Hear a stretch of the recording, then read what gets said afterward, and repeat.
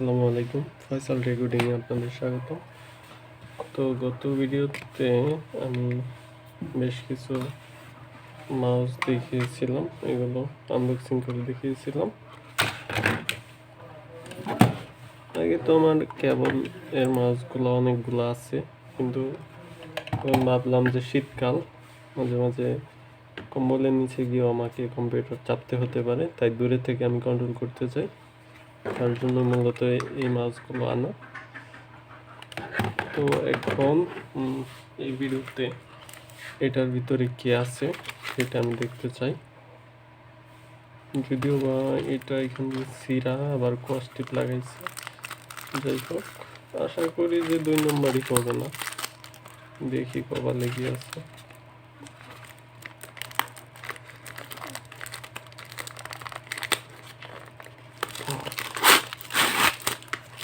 এখান দিয়ে শিখতে হবে।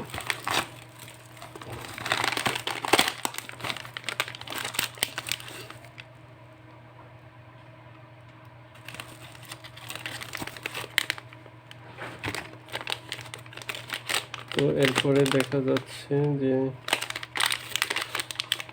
এইরকম কিছু যন্ত্রপাতি পাওয়া যাচ্ছে, আমি এগুলো শিখতে পারি।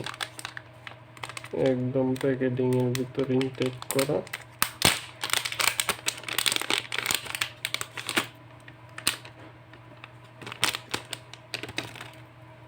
এটার ভিতর পাইলাম একটা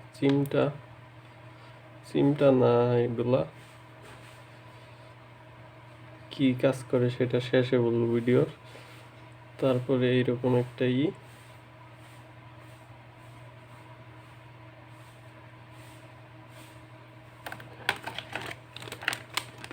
তারপরে এটার ভিতরে কি আছে খুলি।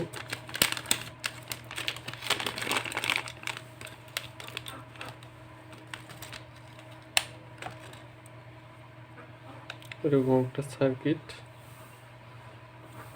তারপর এইরকম একটা, এখানে দেখতে পাচ্ছেন CH341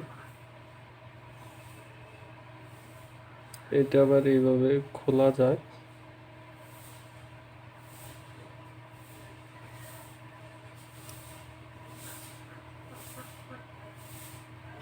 তো এখানে নাট লাগাইল আছে, এই নাটগুলো খুললে মেবি এটা খোলা যাবে।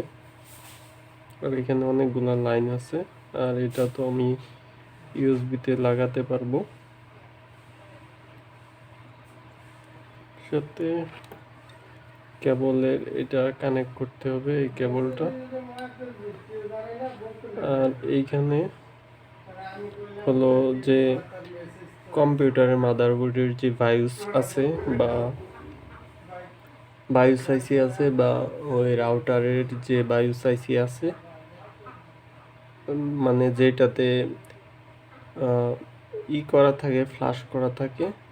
যেমন আপনাদের উইন্ডোজের লোগো আসার আগে যে মাদারবোর্ডের যে ব্র্যান্ডের নাম শো করে, যেমন গিগাবাইট বা আসুস বা এস রক, এমএসআই, যে লেখাগুলো আসে উইন্ডোজ লুট করার আগে, লুট শো হওয়ার আগে, সেইটা যেখান থেকে আসে সেটা মূলত বায়োস থেকে আসে।